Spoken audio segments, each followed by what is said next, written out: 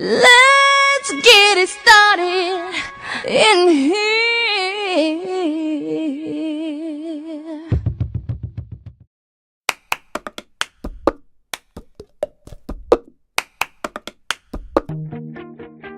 URC was started in 1954, founded by Mr. John Gokongwei. In 1961, Consolidated Food Corporation was born. URC's home run product was Blend 45 or what they call Pinoy Coffee. URC's poultry products started its operation in 1963. In 1966, URC pioneered the salty snacks industry under the Jack and Jill brand. In 1970s, the Gokongweis entered the commodities business through the Continental Milling Corporation. In 1980s, URC brought the acquisition of 3 sugar mills and refineries under URC Sugar. URC enters plastic business through URC Packaging in 1990s. In year 2005, the present structure of the group was completed. It is divided into 3 focus groups. The first group is the Branded Consumer Food Group. The second group is the Agro-Industrial Group. And the last group is the Commodities Group.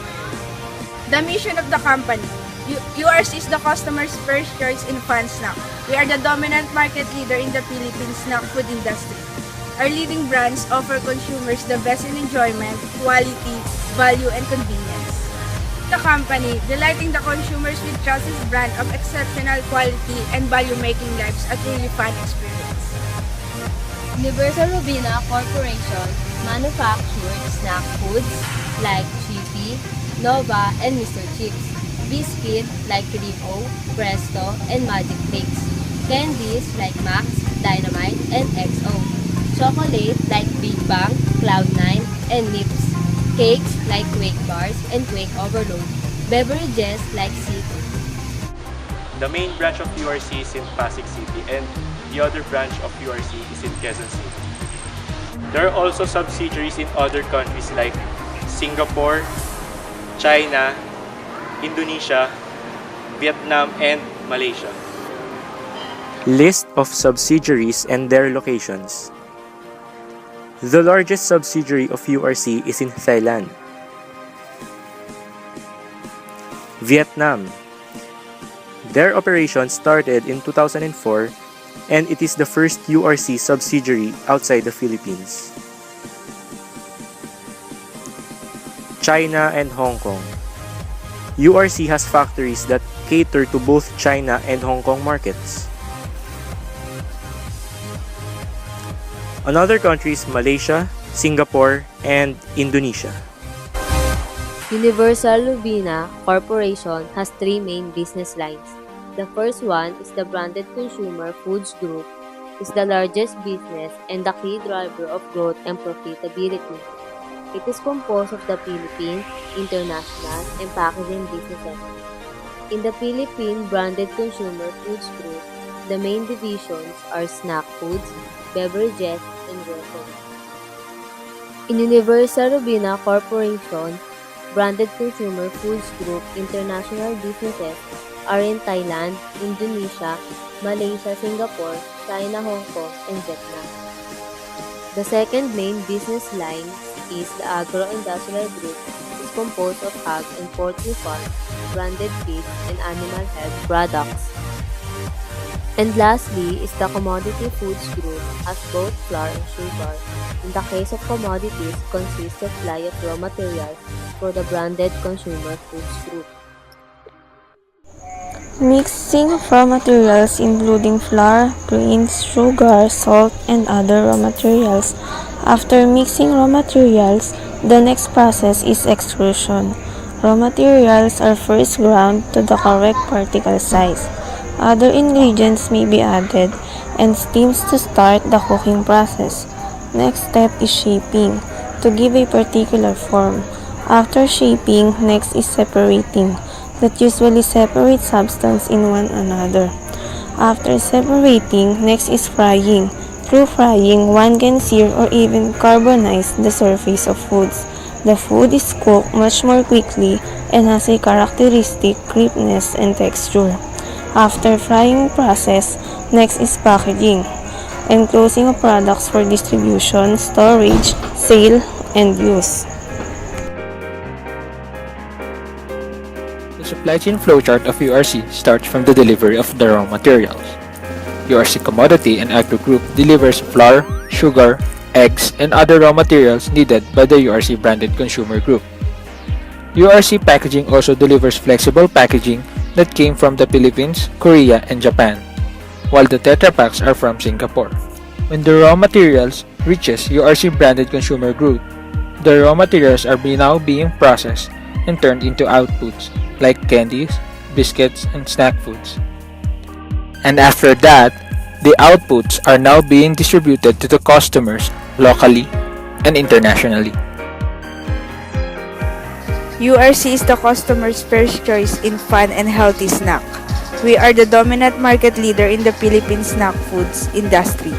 Our leading brands offer consumers the best in enjoyment, quality, value, and convenience.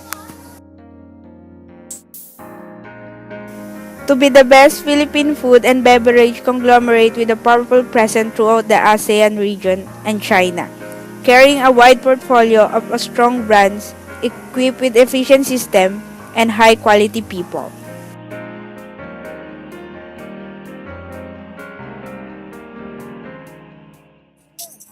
URC's Mr. Chips is being improved by researchers into a healthy malunggay chips. Malunggay because it has 7 times the vitamin C of oranges, 4 times the vitamin A of carrots, 4 times the calcium of milk, 2 times the protein of yogurt, and 3 times the potassium of bananas. There are many benefits of malunggay, but the healthy benefits are the most important. Malunggay is rich in vitamin A because it is a weapon against blindness. Malunggay leaves has 2 times the protein present in milk, and it can reduce cholesterol and blood sugar. The materials needed for malunggay pesto are garlic, lemon, extra virgin olive oil, fresh basil, fresh malunggay leaves, and salt and pepper. Put the fresh basil, malunggay leaves, and garlic to the food processor. Put the ground mixture into a clean bowl. Add the extra virgin olive oil, salt and pepper to taste, then mix it. The lemon juice and lemon zest for a sour and tangy taste. Mixing of raw materials including flour, baking powder, evaporated milk, salt, pepper, and cold water. After mixing of raw materials, next process is chopping or grinding of malunggay leaves. If you make the malunggay chips by hand, use your hands to mix the ingredients together. Form a ball, flatten slightly, roll out the dough into a thin sheet, and cut out triangle shapes for a malunggay chips. After shaping of dough, next is frying. Through frying, put the oil into a pot large enough so it is no more than half full. Heat oil and cook the cut out dough in small batches until they are limp and starting to brown slightly around the edges. Remove them to a paper towel until they cool to room temperature. Increase the oil temperature and cook the malunggay chips a second time to brown and crisp them. The problems encountered of the URC are high defective. High defective outputs happens when the machine breaks down and due to human error. Health issues. People raise some negative comments and reactions from the URC's poultry farms and hubs due to its cleanliness and smell that affects the health in nearby residents. Peso appreciation happens when the currency of peso changes after the buying of raw materials needed for production. URC needs to focus on their operations to avoid high defective products. URC must take corrective actions to avoid incorrect process of their products. Regarding health issues, the assigned person must perform immediate actions to prevent and manage discomfort, pain, and injury.